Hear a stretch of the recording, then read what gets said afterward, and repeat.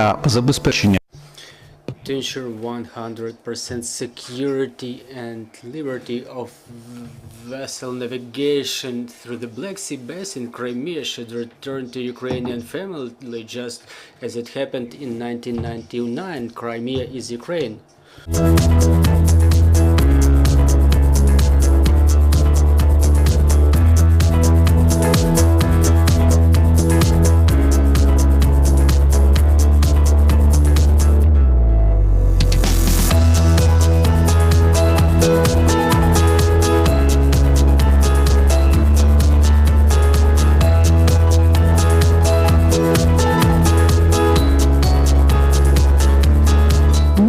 Are demonstrating our unity, our solidarity, and we need to seek common opportunities because we have common interests and common concerns. So this day, all the speakers, and participants discussed about how can we find solutions to the risk, threats, and challenges in the region.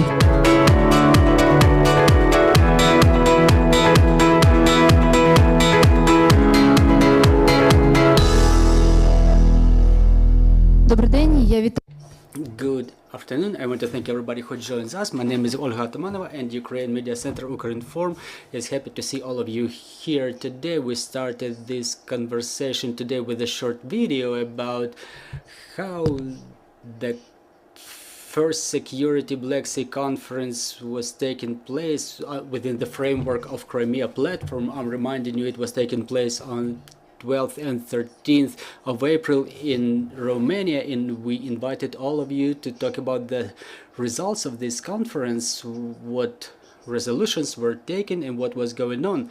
I want to introduce our speakers today. It's Emina Japarova, First Deputy Minister of Foreign Affairs of Ukraine, Alina Frolova, Deputy Chair of the Board of the Center for Defense Strategies and Deputy Minister of Defense of Ukraine in 2019-20, Olga Skripnik, a board chairperson at the Crimean Human Rights Group, and Alexander Harat, diplomat, foreign and security policy expert at the Center for Defense Strategies. Good afternoon, dear friends. Let's start this conversation with why is it so important to bring up this topic?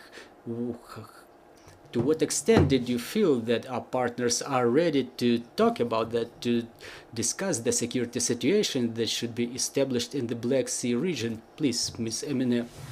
Thank you, Olga. Dear colleagues, dear journalists, dear friends and partners, really, I'm very happy to state that for the time being, the architecture of the Crimean platform that we were planning several years ago, it's perfect.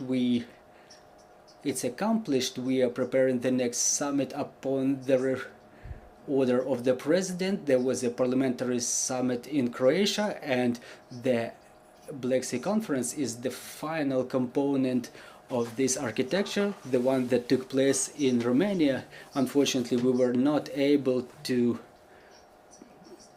have it when we planned it, and we had to postpone it until this moment. Why is it important? We understand that today the equator of the Black Sea is a source of threat and insecurity, not only for Ukraine, not only for the countries of the Black Sea basin, but for the eastern flank of NATO, for the European Union, and for the security system installed in the world. Russian Federation, by its aggression, which started in 2014, it destroyed the existing architecture of security, and for the 6 countries of the Black Sea basin, they are the source of the constant insecurity. The Sea of Azov was turned into an internal lake, and we have to communicate that we have to have clear vision and strategy. How should we act? We have to identify the threat and to work out the ways to cope with those threats. The dynamics of the war influences this, but this full-scale invasion are the additional lever, additional component for our agreement to get united around the Black Sea. It's a good example of the synergy of our efforts. The first day there was an expert discussion. My colleagues will tell you about that. There was a document worked out that we start processing. I mean the government, we will start discussing it with our partners. Another day was formal. It was organized on the level of the Ministries of Foreign Affairs and Ministry of Defense, and the task was to initiate a discussion. So who attended the conference? More than 200 participants, maybe 250 participants from 50 different countries, not only transatlantic, not only European countries, but also from countries from South America. Some experts were joining us online from all the regions of the world, and for us it's important to have the broad geography of the Crimea platform. And it was the first time when the representatives of the new platform joined us. You know that Ukraine was a head of the committee of the Danube navigation, and we continue expanding our geography of the Crimean platform, and we hope that there will be another summit on 23rd of August in a hybrid format, just like the previous one, and it will demonstrate the necessary results. What were the tasks that we set for ourselves? To identify the clear threats, to find the algorithm for solution of the threats, and as the practical steps of all of our actions, we were talking about the demining. Unfortunately, for the time being, Ukraine is most densely contaminated with mines. 175,000 square kilometers are densely contaminated with mines, and the matter of demining is a long-term issue. Recently, we had the Minister of Culture of Croatia visiting us, and her father was the mayor of Dubrovnik. And after 10 years after the end of war in Croatia, 2 people died as a result of explosion of unexploded explosive devices, and we engage all the countries to start demining projects in the Black Sea, the project of joint petrol. And it's sensitive. We understand some countries may have their interests, some things are quite difficult to push, but we think that we need to have a joint petrol, we need to have NATO presence that existed some time ago, but we think that the balance of forces which would be demonstrated by the NATO allies would be an important component, important element of security. Russia suspends the navigation of the trade vessels and suspended them for sometimes hours, sometimes for days. They were withholding our vessels in the Black Sea, and the Black Sea, due to the absence of the necessary route, became a threat in terms of export of grains. We appreciate the input of the Secretary General of United Nations and the government of Turkey for assisting us in extension of the grain deal, and such project as grain from Ukraine is an important project, because while Ukraine suffers from those threats imposed by Russia in terms of food security, when we export 100,000 tons of grain to some countries of Africa who suffer from famine, it's important to explain that another country which suffers from war wants to logically help other countries which suffer too. So in summary, we want this Black Sea Security Conference to be the annual platform, just like other dimensions of Crimean platform, and I think that there is a vast field to join efforts between experts and the government representatives. We take pride in the broad network that was built around the Crimean platform, but sometimes what the governments can do, the experts can do that, and we see that networking works too, and our task is to let the experts work under the broad geography of the Crimean platforms along their horizontal ties. And we think that strategically Ukraine has to have a maritime state. We have to have big fleet, we have aspiration to this. I hope we will have subjectivity and necessary resources. Thank you. Before we proceed to the expert component and expert work, I would like to ask you, Ms. Emine, what have you heard from our partners, government officials who were represented during that conference? What was the perception of our plan, the plan proposed by Ukraine? Have we heard any interest in proposals in this regard. Yes, there is obviously interest. What was the summary of the platform is that we created the narrative that Crimea is Ukraine, and without Crimea then there can be no victory. And it got the same nature inside of our society. We created this point of no return that when we explained that we are ready. I'm working on professionally on the topic of Crimea within the last years, and I can say that this opinion did not exist in our society before. All the partners are different, all of them have their interests, but this is what subjectivity of the country is about, to promote our vision and to unite other countries around our vision. No one believed in Crimea platform way before, but it started working, and we have to continue working in this area. The partners have interest, especially the countries of the Black Sea basis. We want Georgia, Bulgaria, and Romania to be more active, not only Turkey, who is the most active in the Black Sea. We think it's a joint interest of the Black Sea countries, and we should have the joint strategy, and this is what we're pushing them to. In cooperation with our colleagues, the experts, we will make a voyage around those Black Sea Basin countries to promote our vision. And in the fields of the Black Sea Conference, we had another meeting in the triangle Romania, Moldova, and Ukraine, where we were talking about the security issues. We adopted the joint declaration on the level of the ministers of foreign affairs and ministers of defense, and in fact the key sentence what we push the countries to is that the Black Sea is the source of threat, and we have to join our efforts. Alina, the security conference joined many experts from different countries of the world. All of them took part in this conference. There was a document prepared, a document that we introduced for further negotiations by our partners, by the experts. What is that document? Can you give us a little bit more detail about that, and what was the perception in the expert crowds of that document? Yes, really, we had more than 60 experts from 15 different countries. As Emine mentioned, we had 2 days. First day was the day of expert discussions, and we were discussing this document that we will tell you about.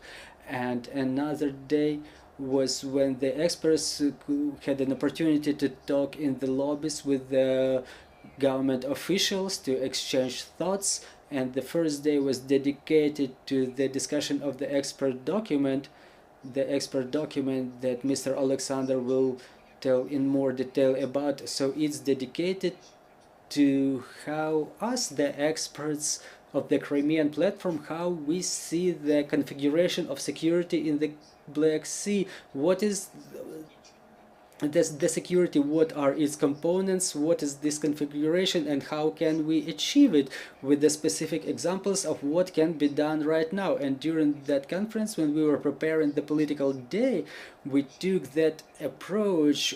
During the first panel, we were discussing the lessons learned from how the Crimean Peninsula was occupied along with the Black Sea, and another panel was dedicated to the solutions, what we can do right now. And the third panel was dedicated to the statements of how the key players see the configuration security in future in the Black Sea and Sea of Azov. And it's important because I support Emine that if a couple of years ago everybody was putting Crimea beyond the brackets, no one was talking about the Black Sea, it was beyond discussions. So now we continue to, now we start talking about Crimea, about the Black Sea, we start talking about it cautiously, but the majority of our partners, they keep silence about the Black Sea. There is the configuration where it's only Russia and Ukraine who are united around the Sea of Azov, who border on the Sea of Azov. And talking about the document, I mentioned that there were some mistakes, and the key mistakes were the absence of the key security players in the Black Sea. I mean global players, in the beginning of 2014, before the full-scale invasion that was initiated by Russia in February last year. So for the moment of the beginning of aggression, there was no single NATO vessel in the Black Sea. The last one was French, and it left in January. I mean, non-Black Sea Basin NATO members. So if we see the strategies of NATO in European Union, Great Britain, United States, as to the presence, as their policies in, as to the presence in the basins of the seas, there is no Black Sea in that strategy, and it is only mentioned in Great Britain's strategy. Their strategy says they have interest in to have presence in the Black Sea basin, and when the full-scale aggression has begun, when everybody had seen how the sea is being used, European strategy started saying that there is a conflict in the Black Sea, and that was it. The majority of the strategy was dedicated to the eastern region, is the document of the European Union, and there is a war going on right by their border, and it's right by the borders of the Black Sea Basin countries who are members of the European Union. And in the United States there is a draft law in the Congress as to the necessity to create the strategy for the Black Sea. It's the fourth document of that kind, and all the previous ones were not formulated properly. So the key players did not formulate their interests, their intentions as to that region. Again, in that region there are European Union and NATO countries there, and Black Sea and Crimea are the source of threat for all the European continent. And third is the influence on the Baltic Sea, in the Mediterranean Sea, and other regions where Russia can reach thanks to projecting their force, including their military force, from the Black Sea region. And that was the purpose of the conference, to propel those strategies, formulating those strategies. Ukraine, on our part, we formulate our key position, but at the same time we have to stimulate, so to say, our partners, so they formulate their stance, and based on that stance we may create security strategies, defense strategies, and strategies for development. Because we have to understand, as we physically liberate Crimea, Ukraine will not be able to physically defend our territories. Our navy is etiolated, and it's not something that we may renew within half a year. And by the moment of liberation of Crimea, which we hope will not take long, but we should have very clearly formulated strategy about how we would maintain security and safety in the Black Sea region. It should be a coalition effort. They should be the freighted, the already pre-ordered, so to say, coalition efforts. So we have to stimulate our partners, we have to prepare all the necessary actions on our part to start to initiate creation of such coalitions, and we have to achieve certain result that we would be able to implement as Crimea would be liberated. Mr. Alexander, let's stop a little bit in more detail on that document. What is the future vision of the security configuration in the Black Sea? I want to add just one thing about the urgency of that conference and Crimean topic. When Ukrainian armed forces are preparing to, I hope, quick movement to liberate our territories from northern barbarians, we are hearing something from our partners that those are the red lines. Let's keep the Crimean Peninsula beyond the bracket. You get victory on the battlefield, and then diplomacy comes. regardless me being a former diplomat, I don't believe in this Crimean strategy. The best diplomat is our armed forces, and it was important to demonstrate that it's not the 10 friends of Putin, such democratic countries as Sudan, Venezuela, North Korea. They were voting against our territorial integrity, and it was important to bring up that issue before something that we expect to become a great history of Ukraine. Regarding the document, unlike the Mediterranean Sea, which was a united sea since ancient times, the Black Sea is unfortunately something that every country sees as its own, or in their area. For example, there is Turkey, who balances, they have their interest with Russian Federation and with us. They support us on one hand, and on the other hand, those threats that are initiated by Russia, they try to balance there. And we understand that with all those regional countries in the Black Sea, we cannot have them engaged in installation of permanent peace and coping with Russian threats. So this is why we want Great Britain and other countries to join us in that region. It's good that Great Britain, back in 2014, they initiated this strategy to chase their interests in the Black Sea.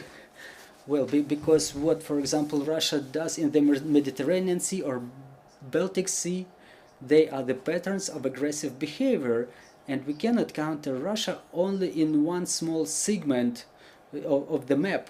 We have to build this strategy all along the front lines. We don't have a new vision of Europe in the world. Just like George Bush put it, Europe is integral in peace and peaceful. This formula is only working when all the territories will be liberated, including Moldova and Georgia, those occupied by Russia. And when Moldova and Georgia become the members of NATO, this is when the Russian project cannot advance more. And all those items that we formulated in the document is to reinforce the regional countries and to counter the criminal activities of Russian Federation, and also to engage the external players to jointly counter those threats. Absolutely urgent thing is the protection of sea communications. Since 2018, Russia started the blockade of Sea of Azov. They worked out certain strategy, and in 2022 they in fact blocked the Black Sea for us, but they also threat other countries in that basin. The mine security is something that was discussed too, and it's important to have the common vision of all the threats and challenges. So when we are not a member of NATO, it's important to create an integral system of the institutional unity, so we know everything that criminal Russia does in this region or in the region of the Black Sea, so we could exchange this information. It's clear that it is necessary to reinforce the defense potential. Why should we do it in the Black Sea? Because there is Montreux Convention, and unfortunately it limits the presence by the types of the military vessels in the Black Sea. So not to violate that convention, which is, I could say, sacral for the Turkish, we understand that for Ukraine and Romania we need to reinforce our defense capabilities, we need investments, we need technologies to rebuild our navies. It's clear that there is also an economic aspect. We paid less attention to it because it's clear that the majority of countries are oriented to European continent, European integration, European markets is the solution. But again, raising investments to the countries of region is important too. Another important aspect is, before the matter of human rights, it's important we see how the human rights were violated in Crimea, and how this information of this technology of information aquarium was installed there. It spread it over Russia first, the process of Nazification, and then in occupied territories as well after the 24th of February 2022. So it's an important issue too, to have all those principles. Our worldview is being built on the Charter of the United Nations to, and where there is an important package on the human rights. So we resume its operation on all over the territory of Ukraine. So the conference was very interesting. We've seen some nervous reaction from Moscow. We understand that they are being irritated at mentioning of Ukrainian Crimea. They are irritated by the idea of existence of some plans in this regard. They understand that we are about to take arms to return our land. There would be no compromise about that. And one of the moments why this compromise cannot exist is because there is existential threat to Ukraine as long as Crimea is occupied. I'm not even mentioning the humanitarian aspect. Everybody knows about the violation of human rights, Ukrainians, Crimean Tatars, that's all clear. But without Ukrainian Crimea, there would be no opportunity to develop our economy and to feel secure. Another moment is that Crimea is the threat to all the region of the Black Sea, because unfortunately Russia keeps dominating there. And the third thing, what Alina mentioned, if there would be no annexation of Crimea, Russia would not have committed all those crimes in Libya, Northern Africa and Syria, where they reinforced their presence thanks to, in particular, Wagner Group. And what we also wanted to do to communicate to Europeans, that those platforms that exist in Russia, they don't only threat us. Those calibers that fall on our heads, they were not designed to blackmail us. They were designed to blackmail the Europeans, and maybe even to inflict a nuclear strike on Europe, reaching even to the British Isles. So return of the Crimea, it's not only matter of the international law, it's the matter of survival of Europe. And we wanted that matter to be reviewed in a complex manner, and the proposals to be submitted in each area, what can be done by the countries of the region and in cooperation with the external players. Mr. Alexander, in continuation of the topic, this conference and the collection of experts, it probably enables you to communicate with them and feel the sentiment existing in the countries they represent. Have you felt any pro-Russian lobby among those experts, or maybe somebody who underestimates the threat, who does not understand fully the threat? Well, among the participants of that conference, we would hardly see someone directly pro-Russian. Someone just may be afraid of the nuclear blackmailing, but we have relevant arguments. If Crimea is left beyond the brackets, if we are being tipped off that we shouldn't be doing this, it means that nuclear blackmailing of Russia works. So it means that nuclear deterrent does not work.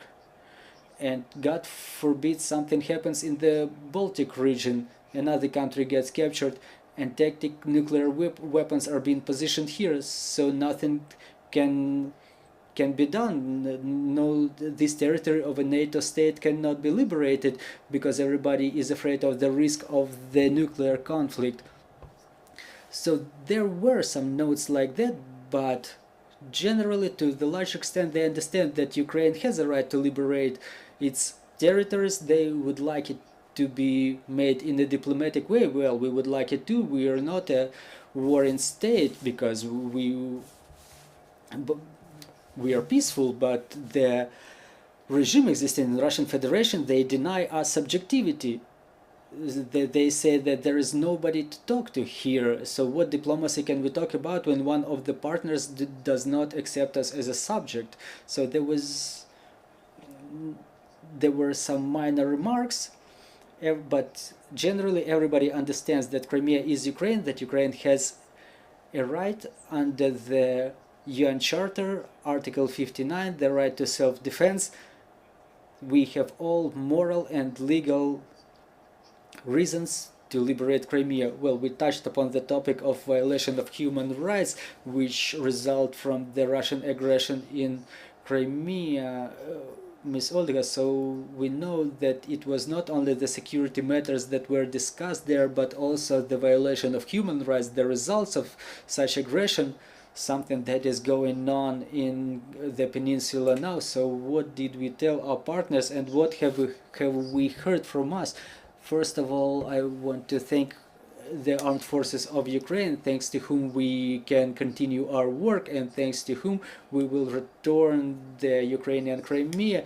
And I want to thank the team of the Center for Defense Strategies and the team of the Ministry of Foreign Affairs, who, regardless the full-scale invasion, organized this conference. I'm a human rights activist, but this conference is important for me too, because we understand that without security in the region we will have no mechanism to defend human rights anywhere, and it's good to work in a good team like that. Ms. Emine already mentioned it, that security and expert dimensions, they go hand in hand, and our colleagues supported the idea that the topic of human rights should be present during the consideration of all the matters regarding the Black Sea security. So we had an expert panel, expert discussion of other problem, the information war waged by Russian Federation against us. But the framework is way more broad. It's not only against our country.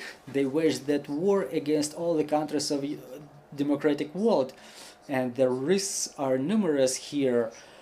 Today we're saying that information warfare, it doesn't have a definite forward edge of the battle area. Like, we cannot say that there are battles going on here, but there are none here. So this information war is going on in all the countries of the democratic world, and the methods of such war are so hybrid that sometimes we cannot even notice it. Not only regular consumers of information, but also the people who have some expert background, analytical background, they not always see the Russian narratives which work against us. And this is exactly what, and it was confirmed by famous experts, the writer Peter Pomerantsev, who was part of our panel, the Professor Rory Finnin of Cambridge University, who, just like Peter, studies Russian narratives for a long time and why Russian narratives work. So we all achieved the same conclusion, that Russian propaganda is a weapon and it kills people. So in the context of regional security, it's one of the key issues, because there are a number of methods of information war that were trained in occupied Crimea by Russian Federation. We introduced the study of Crimean human rights group. So how those narratives were formed, we developed a dictionary where we explained the meaning of many words that Russia uses, starting from banderovцы to maneuvers, when Russia equalizes nationalist and Nazi terms. So what are the tricks they use, how this propaganda thing works?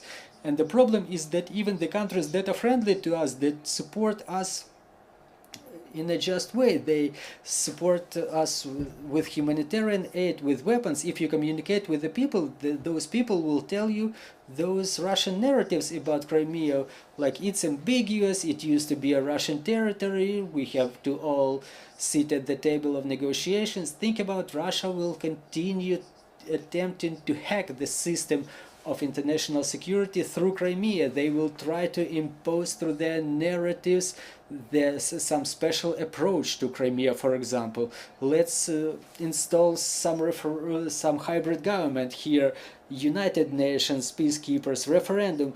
They will do everything just to make sure that Crimea does not return under Ukrainian control. Without that, there would be no security for the region, and for Europe, and for the world, I'm sure. So Russia does not leave their attempts.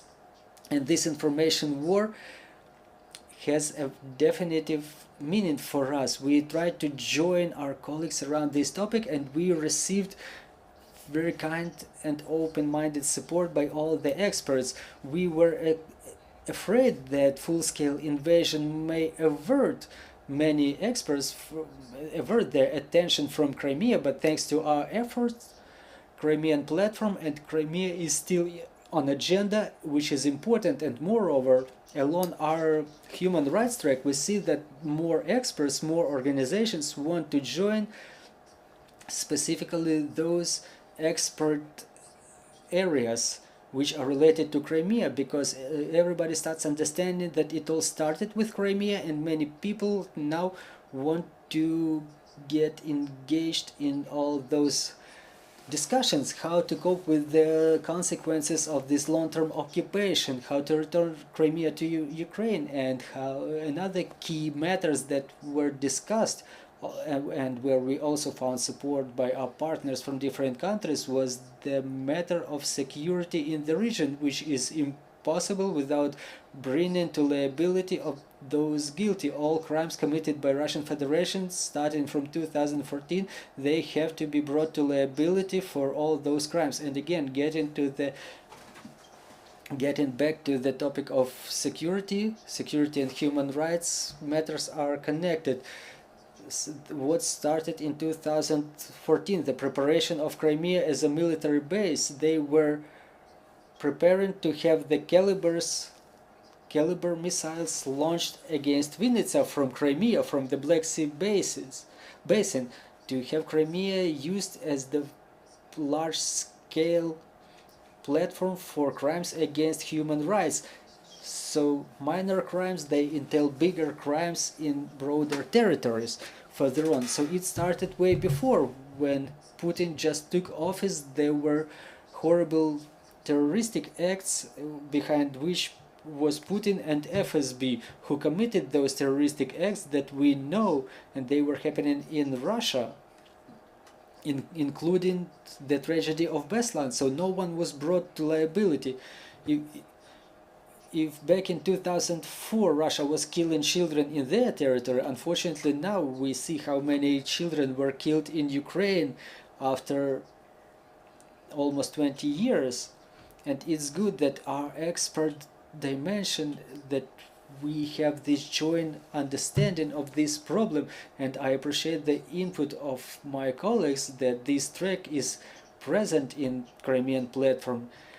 And now the majority of the countries supported the creation of special tribunal for the crimes against Ukraine, and we keep promoting that track too. And in the context of liability, important matter will be the creation of real mechanism of bringing to liability of propagandists, because they are efficient, their propaganda works because we don't have mechanisms to bring them to liability for what they do. But the scale of violence against the civil population, we see examples of violent attitude to the prisoners of war too. So it's all the consequences of this propaganda, when those propagandists were creating that content without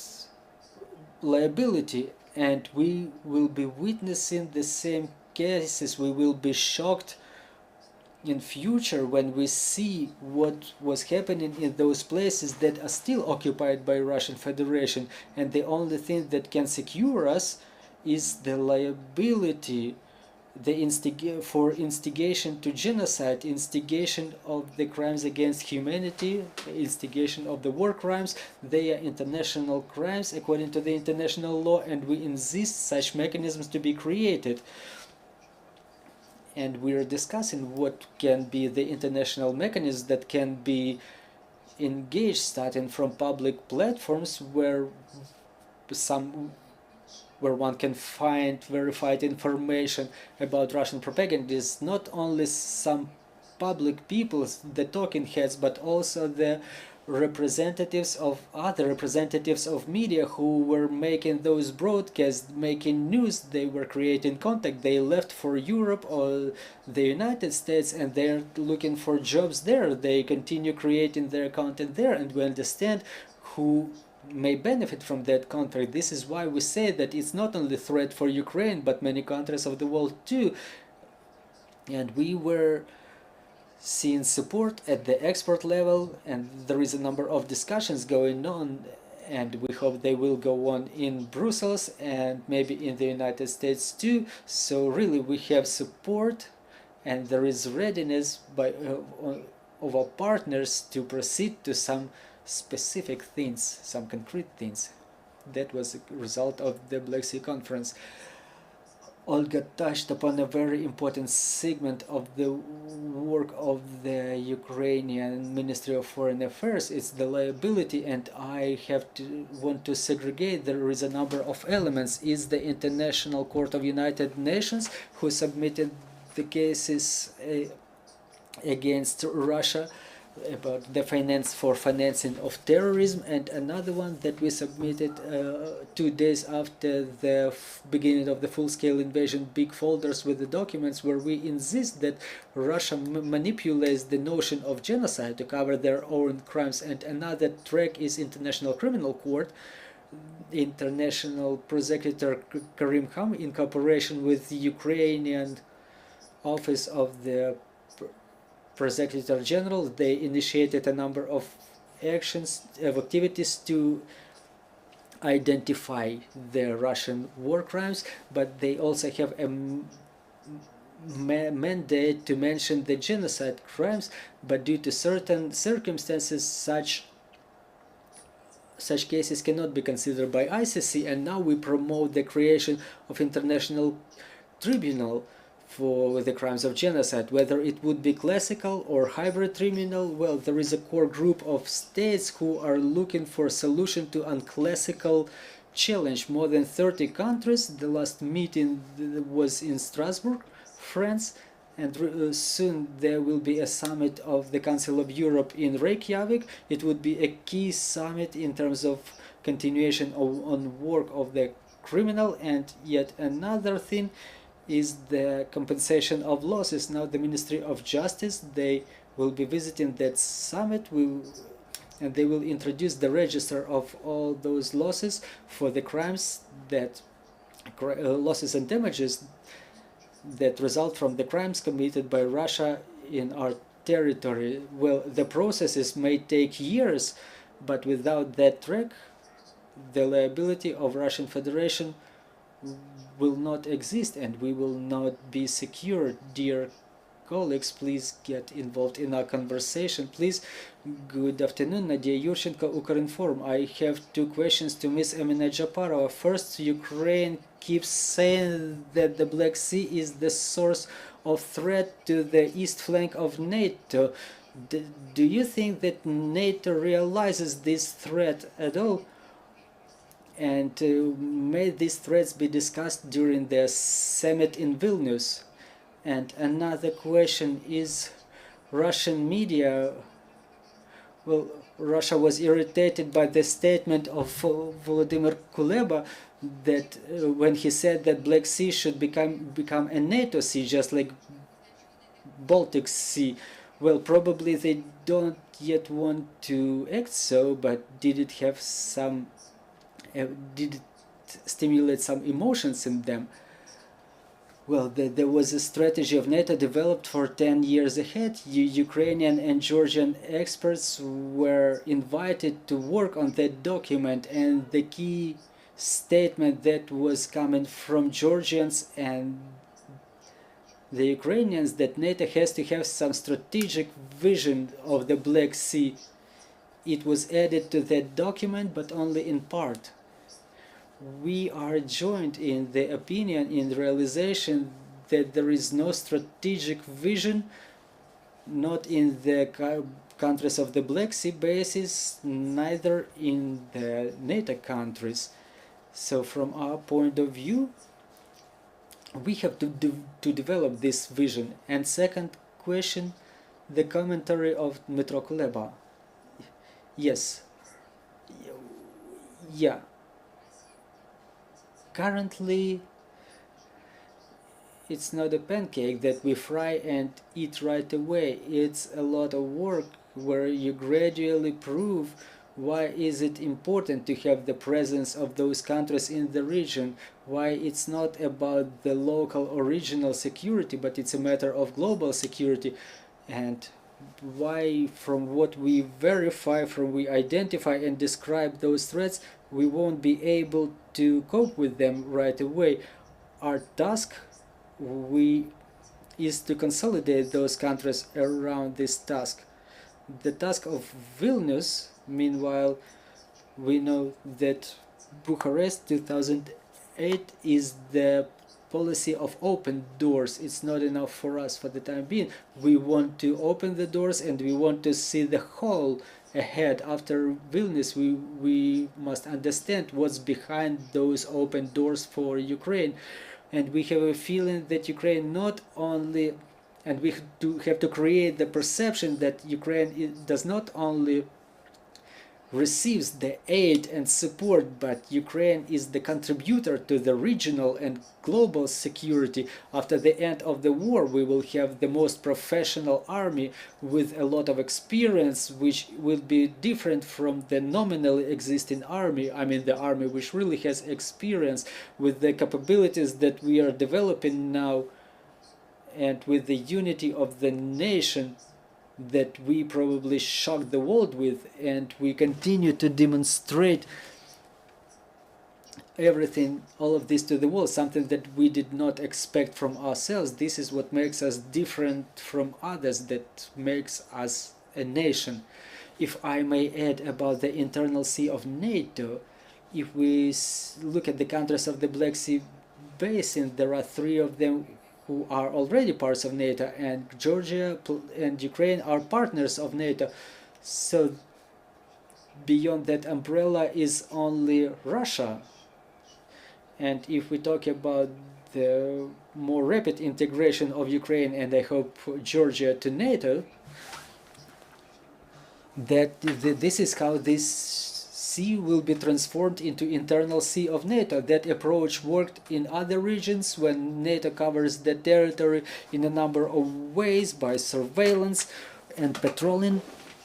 And getting back to the fact that we will not have capability to grow our navy shortly, we have to create the configuration which would enable us to maintain balance and security, and we have to use to the maximum extent that today's situation to form alliance like that. And I hope that minister was meaning something like this. It's just statement of fact, and the fact that it irritates Russia once again means that it's correct. Good afternoon, Igor Bolyan, Armia Inform. What is the role of the small alliances in reinforcement of Ukraine in the Black Sea Basin?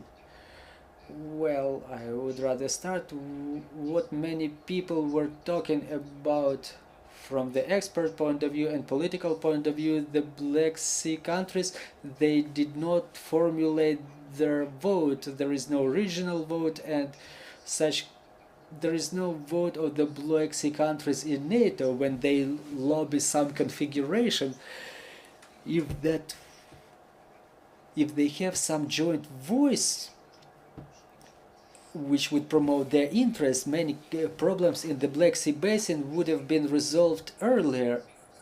I strongly believe in alliances, not maybe for security configuration only, but also for lobbying of the interests of the smaller countries, because if we look at the changes that are going on in NATO and the European Union, we see that the voice of Baltic countries becomes stronger, the voice of Poland becomes stronger, Finland emerged just now.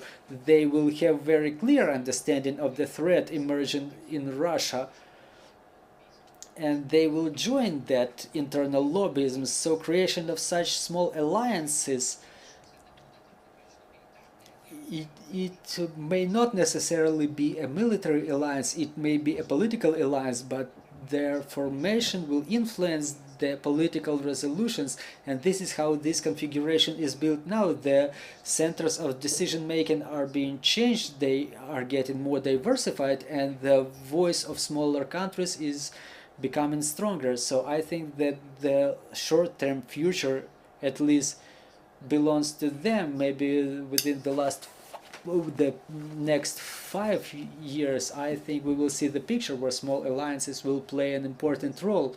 I want to give an example of Indo-Pacific. United States created a couple of such alliances, small alliances, we may call them so. From the point of view of proactive diplomacy, AUKUS, Australia, Great Britain, Australia, New Zealand, Japan, Philippines, and United States. So we are witnessing the multilateral system to be in a serious crisis. It cannot give response to all the challenges, including the security challenges that arise in the world, and among the 5 members of the permanent members of the Security Council, there is Russia, who is a troublemaker in the world, and they use the license to kill Ukrainians. There is the need to search for other alliances to cope with the threats that originate locally or globally, to be more globally flexible in such situations. So I think that those regional alliances that were initiated by Ukraine and Crimean platform may be considered as such alliance. It's the coordination platform, well, not formalized, but it has tactic and strategic tasks, and we state that it's successful. Well, it's intangible. We don't have some permanent bodies operating, but we coped with the tasks that we set in front of ourselves. For example, Lublin Triangle, every format that we initiate, bilateral, trilateral, quadrilateral, they allow us to solve promptly the arising problems. I think that in international relations what's important is trust, and trust is being created through communication and constant contact, and we want to enjoy the trust of the neighboring countries and also of those with whom we share some values. And regional alliances are about the active diplomacy, subjectivity not only when Ukraine is capable of creating such alliances, but also to implement them and unite everybody around our vision. Again, unite other countries around our vision. Dear friends, if we have any more questions on the floor, please let us know. And summarizing it all, I want to ask a simple but maybe complex question. What's on? What's further? Well, if we exercise all of our tasks, we will set up the next conference somewhere in Crimea, like Bakhchisarai or Simferopol. Well, it's a strategic goal, but practically the experts are currently finalizing the document. Based on the discussions that we had, we will start disseminating it in our partner countries, and we will have internal format with the list of all the actions that we recommend for our government authorities. We will share it with everybody who is involved, and we will pay everyone's attention to the recommendations. As to the international partners, we have 2 non-formal confirmations that the document is taken into work by 2 governments, 2 key partner governments, who showed some interest in our proposals, because it's important to know that there are some things that can be done right now. And as Eminem mentioned, we plan to make a voyage around a number of countries to continue and to expedite this expert exchange, because there is this practice in Ukraine now of cooperation between experts and the government. In Europe, for example, this practice was implemented way before. The experts influenced the adoption of the government resolutions, and we disseminated the letters to have everybody confirm the date of the next conference next year.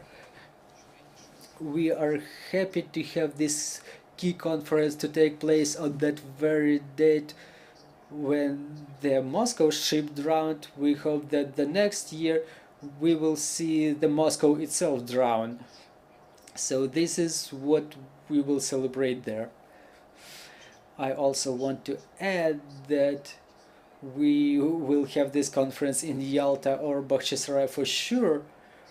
Practically, we hope that we will be able to see the propagandists brought to liability. Well, some of them we won't, as you know, but some of them we will see brought to liability and then end up behind the bars under the simple international mechanism that will be created. And also Ms. Amina mentioned that there are certain measures developed by the Crimean platform, and it's a good result that even regardless of the full-scale invasion last year, regardless all that horror that we've seen in our country, that our people had witnessed, there was a summit of Crimean platform, and in Zagreb there was a parliamentary first summit, and it's important that this year there will be the second parliamentary summit.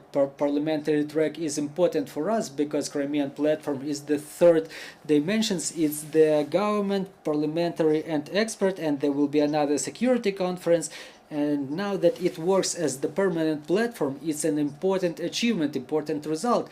And as to the expert track, it will be the continuation of work of our experts with our friends and partners in different countries, including creation of different mechanisms of verification, collection of information about Russian propagandists and the employees of Russian media who are abroad currently, so they will find no place to hide.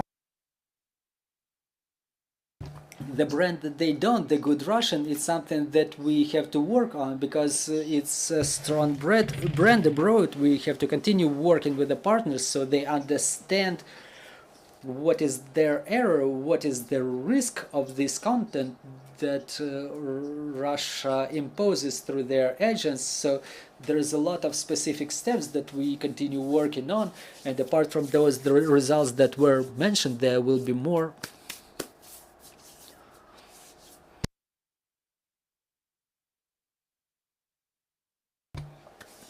I think there will be a chaos in international relations for about a decade, because the system that was installed after the 1991, it will never be back, and that chaos will influence us too. So if you have the strategy, you are more likely to achieve your goals, and that document as an idea or prerequisitions for the strategy should exist, and Crimean platform as an informal institution or network institution which generates such ideas should continue existing too. And it's a response, it's an answer to the question about the small alliances. If someone is the adherent of the English theory of international relations, they said that no China and no United States will dominate in this world. There will be regional efforts, there will be creation of many networks that will compete between themselves. There will be new rules set for coexistence. So this is what the future will look like. So the importance of regional alliances, or for example external alliances, Britain is not a part of Europe, of Black Sea Basin, but they have their presence, they have their interest there, so we can get involved both India and Japan. And I think it's the matter of Finlandization 2.0, because for Finland, the country which was preparing to become a NATO member, they were creating different formats of regional cooperation to get reinforced in terms, in case of conflict, to get additional resources. This is the